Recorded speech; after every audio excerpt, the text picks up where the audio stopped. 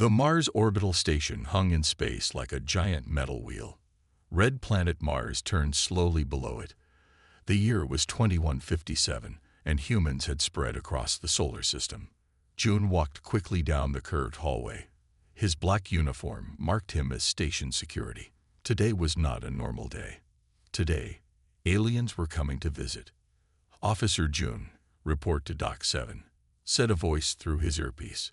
"The Nexus ship will arrive in 10 minutes. "On my way," June replied. His heart beat faster, but his face stayed calm. He had been chosen for this job because he never showed fear. At Dock 7, a group of important people waited.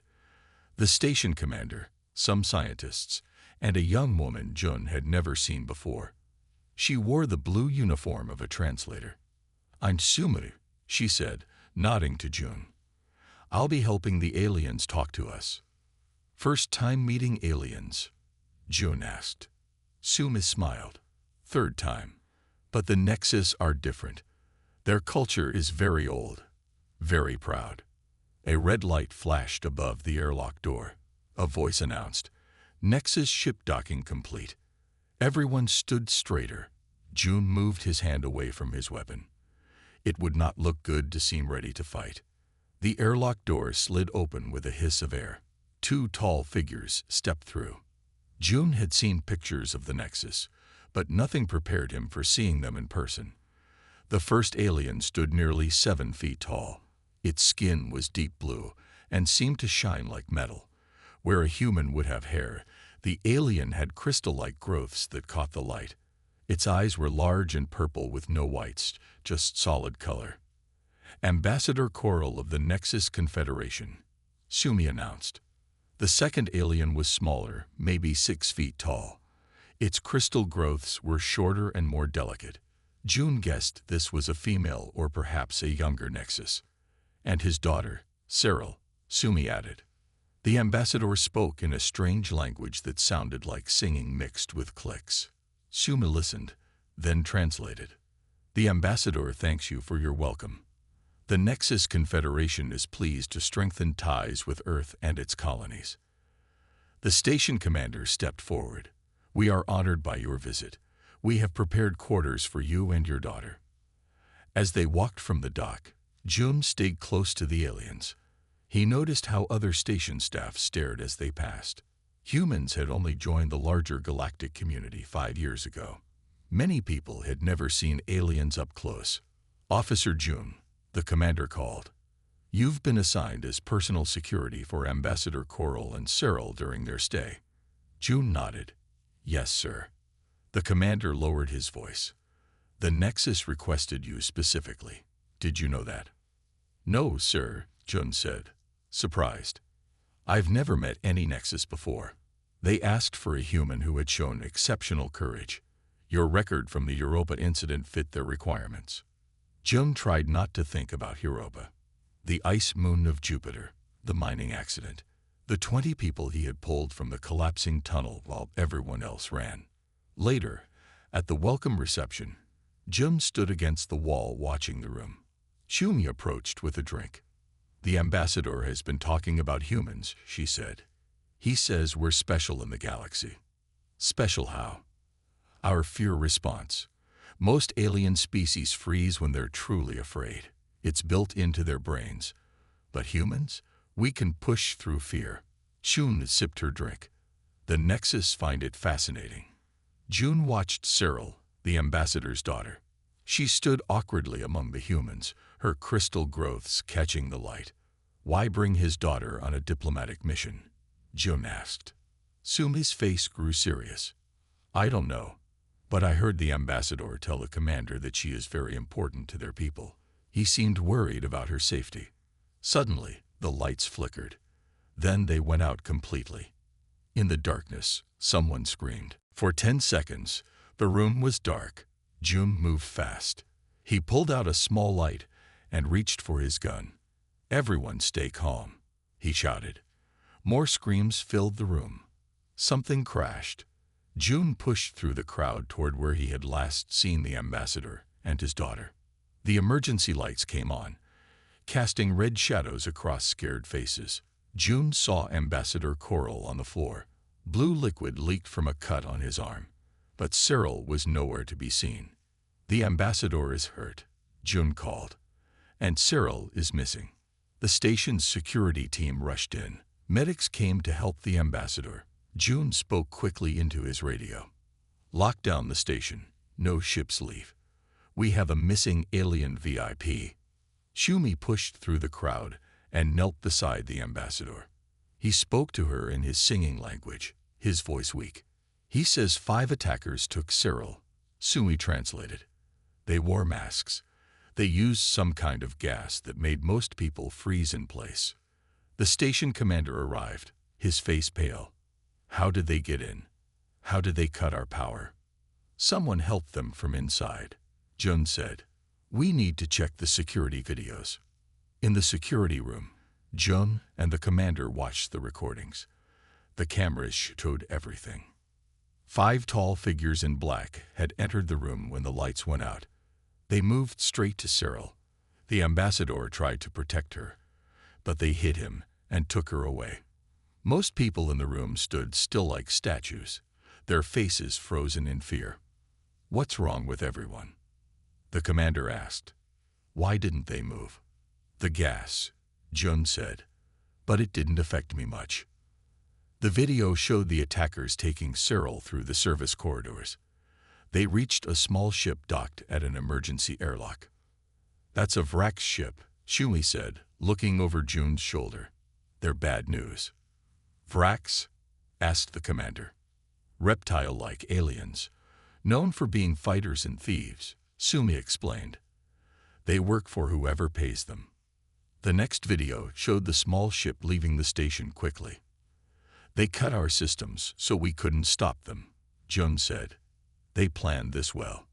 Ambassador Coral had been moved to the medical bay. His arm was wrapped in a shiny bandage. His purple eyes looked dull with worry. He spoke, and Shumi translated. "They left this message." She held up a small device. Jun took it carefully. He pressed a button. A rough voice spoke in broken human language. "Ambassador Coral, we have your daughter. She is alive. She stays alive if you give us the access codes to the Nexus defense system. You have 3 days. We contact you soon with more details." The room went quiet. The commander looked at the ambassador.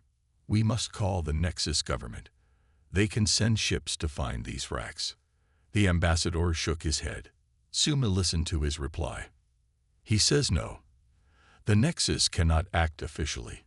It would cause political problems with other species. The Vrax are paid by someone who wants to start a war." "Then what can we do?" the commander asked. The ambassador looked directly at Jun. He spoke again, his voice stronger now. Sumi translated.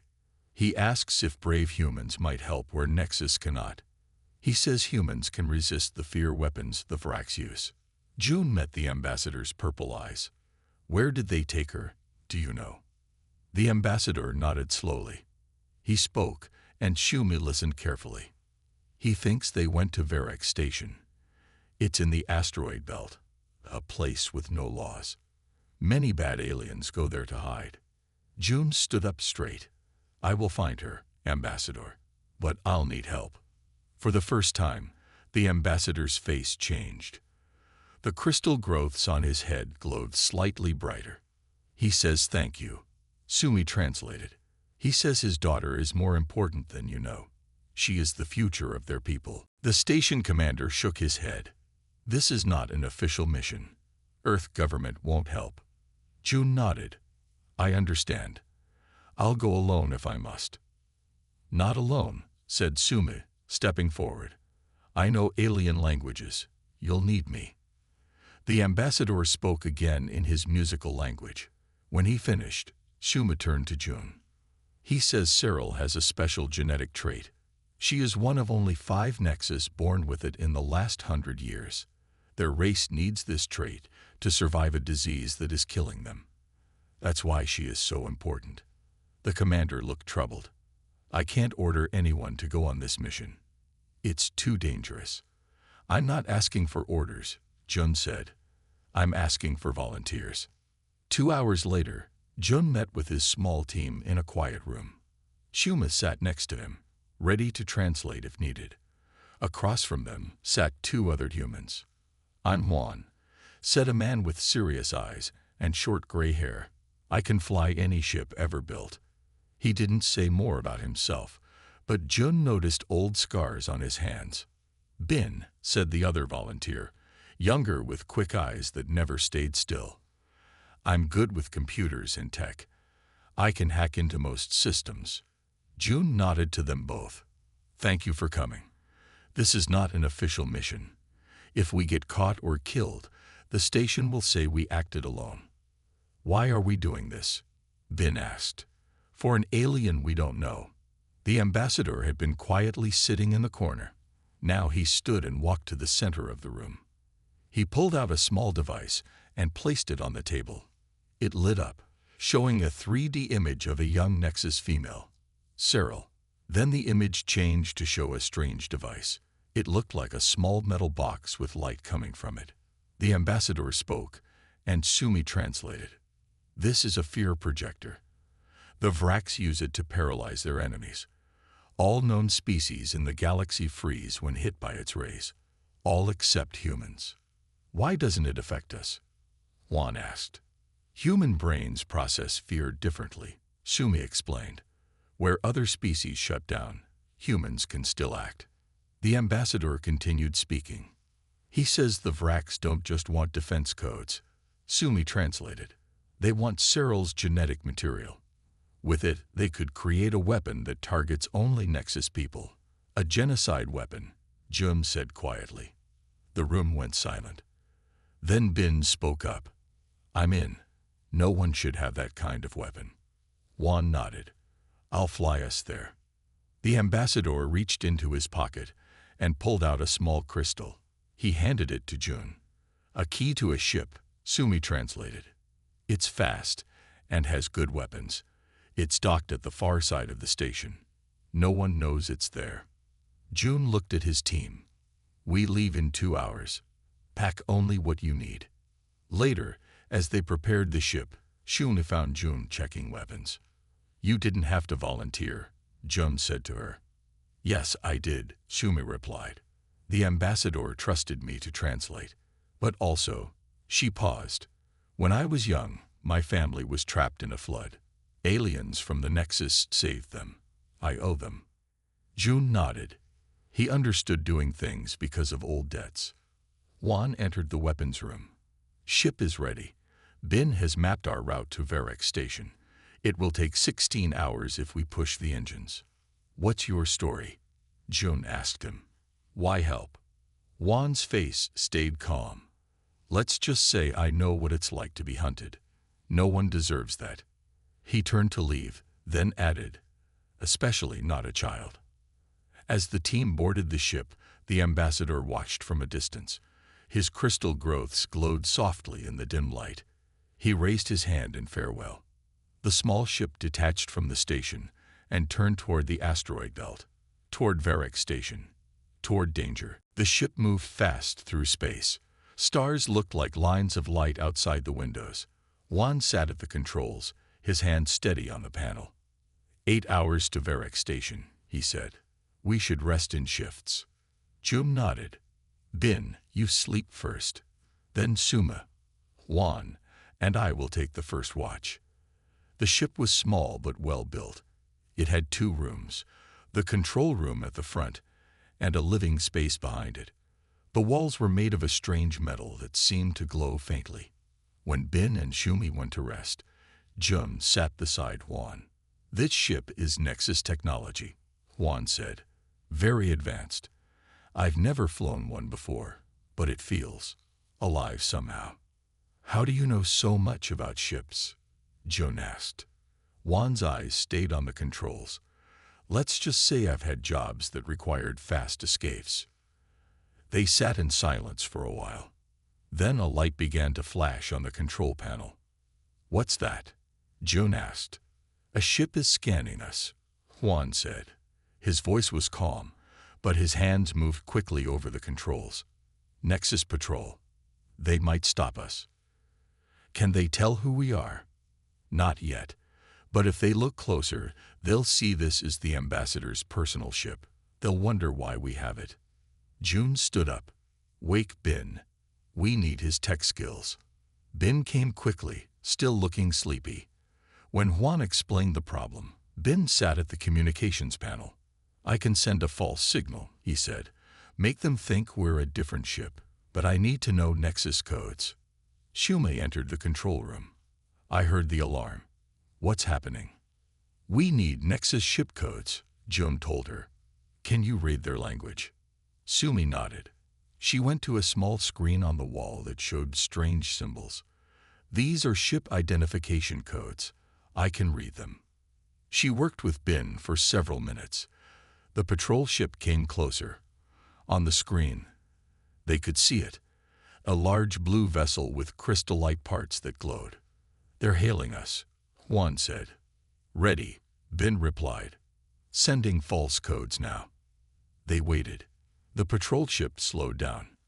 They've accepted our codes, Juan said after a minute. They think we're a supply ship. Everyone breathed easier. The patrol ship moved away. That was close, Ben said. Later, when Juan went to rest, Shumei sat with June in the control room. Outside, the stars moved past in streaks of light.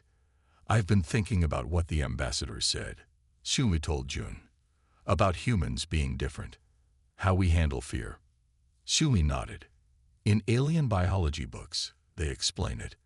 Most species evolved with a freeze response to danger. It helped them hide from predators. But humans didn't, Jun said. No, humans evolved with a choice. Run, fight, or freeze. When scared, you can still act. Aliens call it the fearless response, but it's not really being without fear. It's acting despite fear, Jun said quietly. Yes, that's why the ambassador wanted humans for this mission. The Vrax weapons make other species freeze in terror, but humans can push through it. June looked at Sumi. Have you ever been really afraid? She looked down at her hands. During the flood, when I was little, water was rising in our home. My parents couldn't move. They were so scared. The Nexus rescue team came in special suits that blocked the fear response. How did you react? Joan asked. I was trying to drag my parents out. I was scared, but I kept moving. She smiled slightly. The Nexus said I was showing the human trait. They studied me after that. The ship's computer made a soft sound. A map appeared on the screen, showing their position in the asteroid belt. Ahead was a cluster of large rocks floating in space. Hidden among them was a structure of metal and lights. Varek Station, Jun said. We'll arrive in 2 hours. Sumi's face grew serious. It's known as a dangerous place. No laws, no rules. Many criminals go there to hide. Perfect place to hold the kidnapped ambassador's daughter, Jun said. How will we find her? First, we need to blend in. We'll pose as traders looking for work. Jun checked his weapon. Ben will hack into their systems to locate Cyril. Then we make a plan to get her out. And if we meet Vrax with fear weapons, Jun's face showed no emotion. Then we'll show them why humans are considered dangerous in this galaxy. Varek Station hung in space like a giant metal spider. Old ships and pieces of metal had been joined together over many years. Lights glowed from windows across its surface. Juan guided their ship toward a docking area. His face showed no emotion, but his hands gripped the controls tightly. They're asking for our ID and reason for visit, he said. Ben worked quickly at the communications panel. Sending false ID now. We're traders from the outer planets.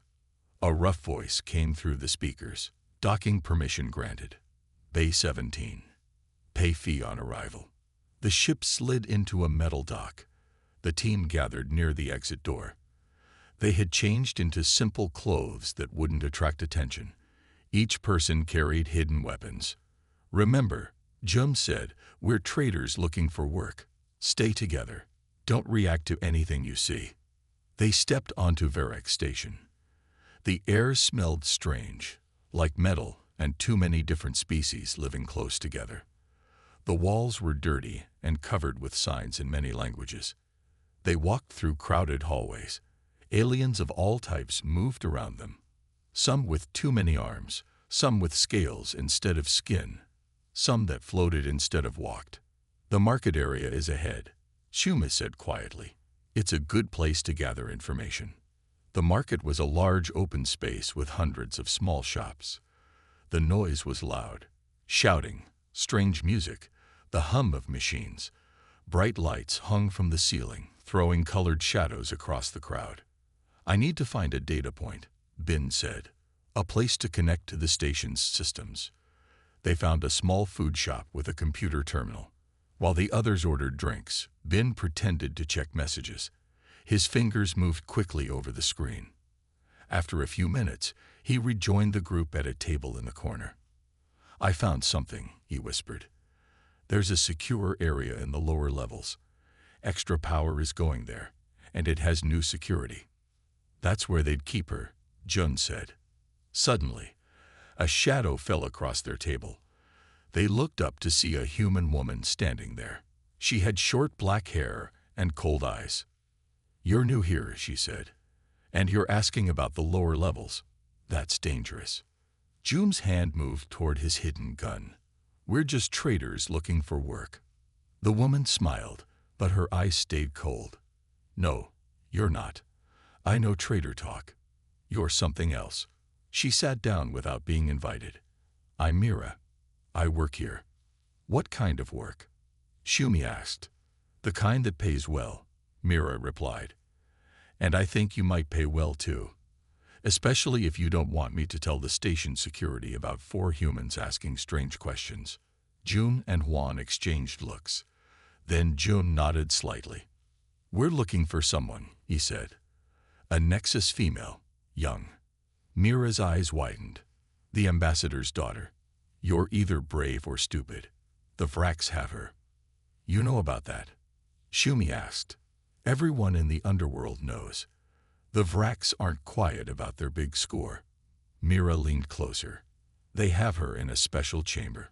It's guarded day and night. Why are you telling us this? Juan asked, speaking for the first time. Mira looked at him. Because I want off this station. Take me with you when you leave, and I'll help you get to her. You could be setting us up, Jun said. Mira pulled up her sleeve, showing a brand on her arm. I was sold to the station 5 years ago. I'm property here. Help me escape, and I'll help you save the girl. The team moved to a quieter place to talk. Mira drew a rough map on a small screen. The Vraks compound is here, in the lower levels, she said. It has 3 guard points. The girl is kept in a special room they call the Fear Chamber. What's that? Shumi asked. A room where they test fear weapons, Mira said.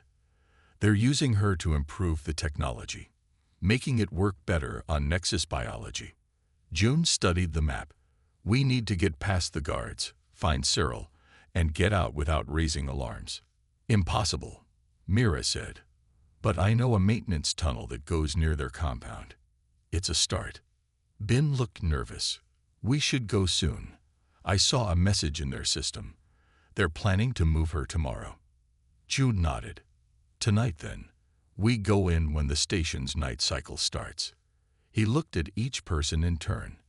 Last chance to back out. No one moved. The station's lights dimmed as night cycle began. Fewer people walked the hallways.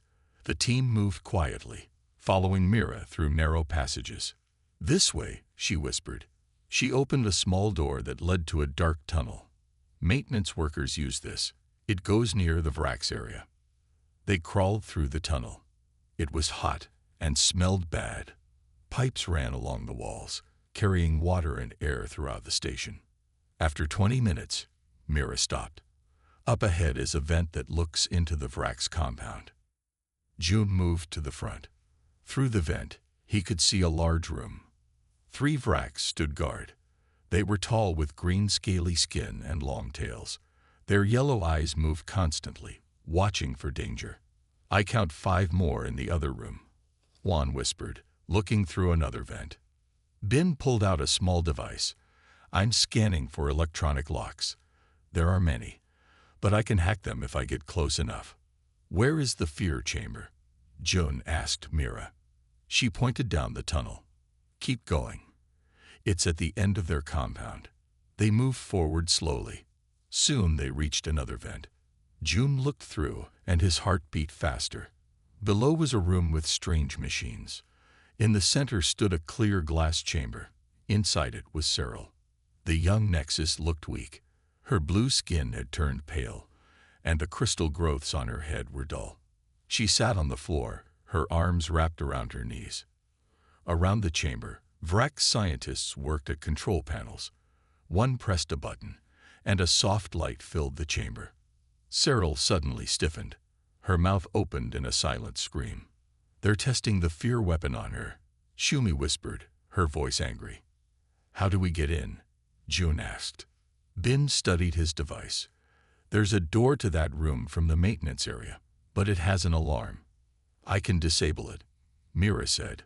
But once we're in, we'll have maybe 5 minutes before they know something is wrong. June looked at his team. Bin, you stay here, hack into their systems, and be ready to shut down lights and doors when we signal. Shuma, you come with us to talk to Cyril. She might be too scared to trust us. What about the fear weapon? Juan asked. If they turn it on us. Humans can resist it better than other species, Jun said. But it will still affect us. We'll need to push through the fear. They crawled to the maintenance door. Mira worked on the lock while Bin connected his device to a control panel. Ready, Bin said through their earpieces. I can cut power to the room on your signal. Mira opened the door slightly. The scientists are still there. 3 of them. We wait, Jun said. An hour passed. Finally, 2 of the scientists left. Only one remained, checking the machines. Now, Jun whispered into his communicator. The lights in the room went out. The remaining scientist made a hissing sound of surprise. Before he could react, Jun and Juan burst into the room. Juan grabbed the scientist while Jun moved toward the glass chamber. Cyril looked up, her purple eyes wide with fear. Jun pointed to the lock on the chamber door. Can you open it? He asked Mira. She examined the lock. Yes, but it might trigger the fear device. Do it, Jun said. I'm going in to get her. The lock clicked open. Immediately, a soft hum filled the air. Jun felt a wave of terror wash over him. His heart raced, his mind filled with images of death and pain. He forced himself to move forward. 1 step, another step. His body wanted to freeze, to run away. But he pushed through the fear. Cyril, he said, his voice shaking. I'm here to help you. Your father sent us. The young Nexus looked at him in wonder. You can move. In the fear field. Humans are different, Jun said. He reached out his hand. Come with me. Quickly. Cyril stood on shaking legs. She took his hand. As they stepped out of the chamber, an alarm began to sound. Red lights flashed in the hallway outside. They know. Mira shouted. We need to run.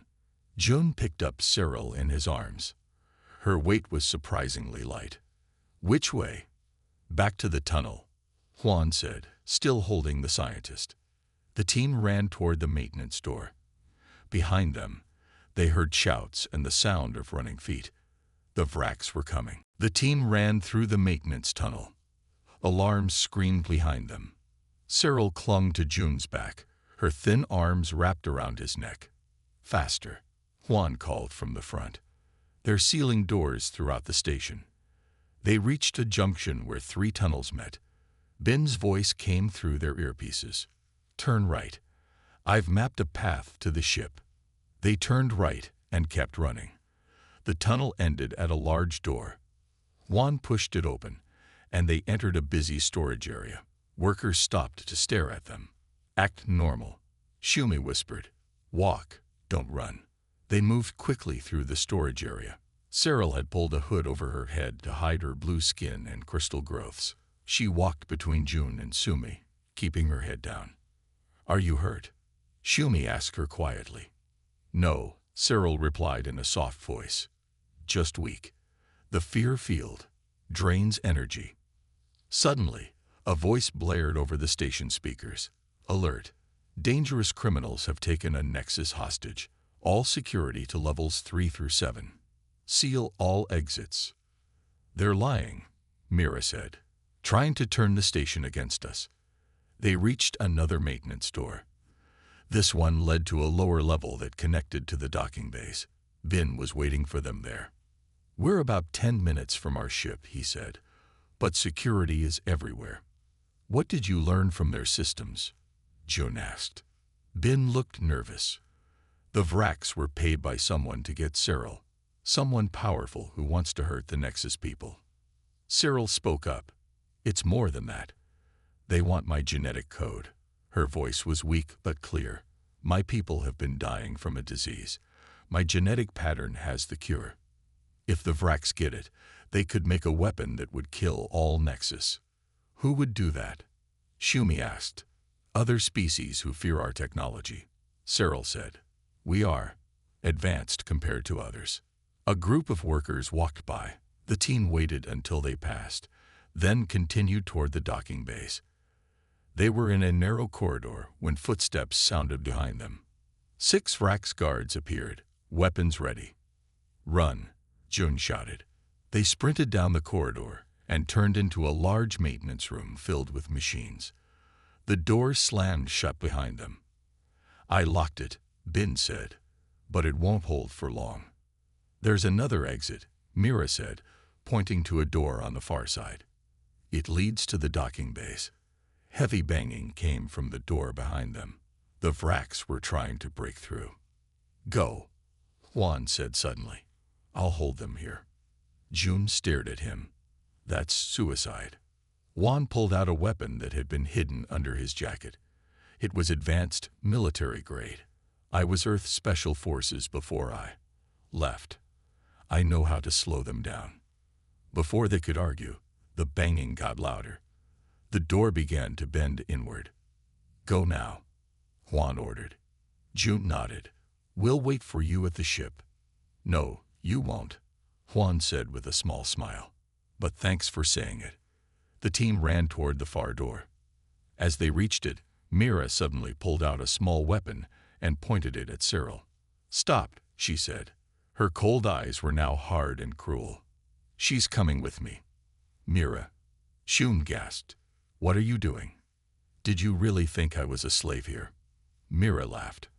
I work for people who pay very well for special items, like a Nexus with rare genes. Behind them, the door burst open. Vraks poured into the room. Juan fired his weapon, and several fell back. June stepped toward Mira, but she pressed her weapon against Cyril's head. Don't, she warned. I need her alive, but damaged works too. A huge explosion shook the room. Juan had triggered some kind of bomb. Smoke filled the air.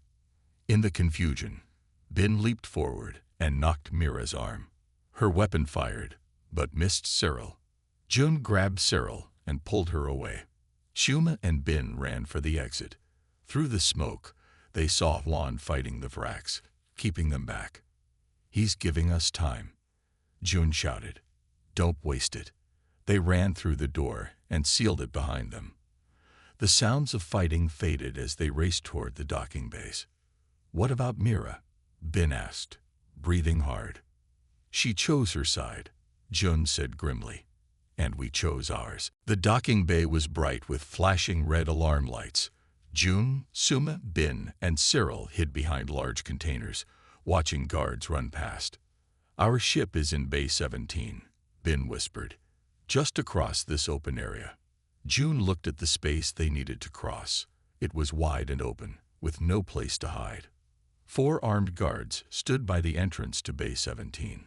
They found our ship, June said. Cyril sat on the floor, her breathing shallow. The escape had taken much of her strength. I'm sorry, she said. This is all because of me. Suma knelt beside her. No, it's because bad people want to hurt your people. We won't let them. Bin was working on his small computer. I might be able to create a distraction. Maybe shut down lights or start a fire alarm. Do it, Jun said. Anything to clear a path. Suddenly, the station speakers crackled. A deep voice spoke. Attention, humans. This is Drav, commander of RAC Security. We have surrounded your ship. There is no escape. Give us the Nexus female, and you can leave alive. Jun looked at his team. He's lying. They'll kill us all. The speaker crackled again. I know you can hear me. I also have your friend. There was a pause. Then Juan's voice came through, weak and in pain. Don't listen. Get her out. Cyril struggled to her feet. I should go to them. I can't let more people die for me. No, Jun said firmly. Your father trusted us to bring you home. And we will. Ben looked up from his computer. I have an idea. The station has emergency protocols. If there's a hull breach, all security goes to that location. Can you fake a hull breach? Shumi asked. Ben nodded. Yes, and I can override the docking clamps on our ship. But we'll need to run fast. We'll have maybe 2 minutes before they realize it's fake. Do it, Jun said. Ben's fingers flew over his computer. After a minute, he smiled. Ready. 3, 2, 1. A deafening alarm sounded, different from the security alerts. A computerized voice announced. WOWARNing. Hull breach in HFY 42. All PERSONELEVAQ8. Emergency WDO horas in 2 minutes. The guards by their docking bay looked confused. Then a voice on their radios called them away. They ran toward the emergency. Now, Jun said. The team ran across the open space toward Bay 17. They reached the door, and Ben quickly bypassed the lock. Inside, their ship waited, untouched. Get aboard, Jun ordered. Ben, start the engines. Suma, help Cyril. As Ben and Suma led Cyril up the ramp, Jun heard a noise behind him. He turned to see a large Vrax stepping into the bay.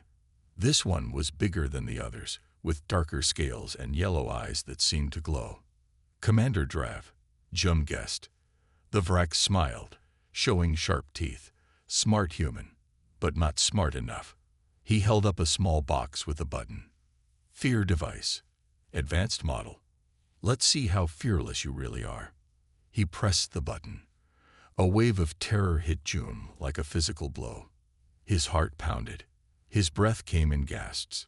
Every instinct screamed at him to run, to hide, to freeze. But he didn't. He forced his legs to move, one step forward, another. His hand reached for his weapon. Drav's eyes widened in surprise. Impossible. No species can resist this level. Humans can, Jun said through clenched teeth. He raised his weapon. Drav pulled out his own gun. They fired at the same time. Drav's shot grazed Jun's arm. Jun's hit Drav in the shoulder. The Vrax commander stumbled back, dropping the fear device. The wave of terror stopped. Jun moved forward quickly and kicked the device away. He aimed his weapon at Drav's head. Where is Juan? He demanded. Dead, Drav spat. He killed 6 of my soldiers before we stopped him. From the ship, Schumann called, Jun. The fake breach alert is over. They're coming back. Jun stepped closer to Drav. Why do you want Cyril? Who are you working for? Drav laughed. You think this ends with me? My employer has agents everywhere, even in the Nexus government, even among humans. Who? Jun pressed the weapon against Drav's head. The Vrax smiled coldly. The ones who fear the Nexus most. The ones who know what they're really planning. Alarms blared throughout the docking bay. Jun could hear footsteps running toward them. No time for more answers, Jun said to Drav. He hit the Vrax commander with his weapon, knocking him unconscious. Then he ran up the ship's ramp. Go. Now, he shouted as he sealed the door behind him. Ben sat at the controls, his hands moving quickly. I've bypassed the docking clamps, but they're locking down the bay doors. Through the front window, they could see the large metal doors of the docking bay slowly closing. Can we make it? Shumi asked. We have to, Jun said. He strapped himself into a seat next to Bin. Full power. Now. The ship's engines roared to life. It lifted off the docking bay floor and turned toward the narrowing opening. Guards fired weapons at them, but the shots bounced off the ship's strong hull. Hang on, Bin shouted. The ship shot forward. It barely fit through the gap in the closing doors. Metal scraped against metal with a terrible sound. Then they were through, out in the blackness of space. We made it, Bin cried. His hand shook as he set a course away from the station. June looked back at Cyril. She sat with Suma, looking tired but alive. Are you okay? He asked her. She nodded. Yes. Thank you for coming for me. Your father sent us, Jun said. We promised to bring you home. Cyril's crystal growths glowed softly. Juan died to save me. I will never forget his sacrifice.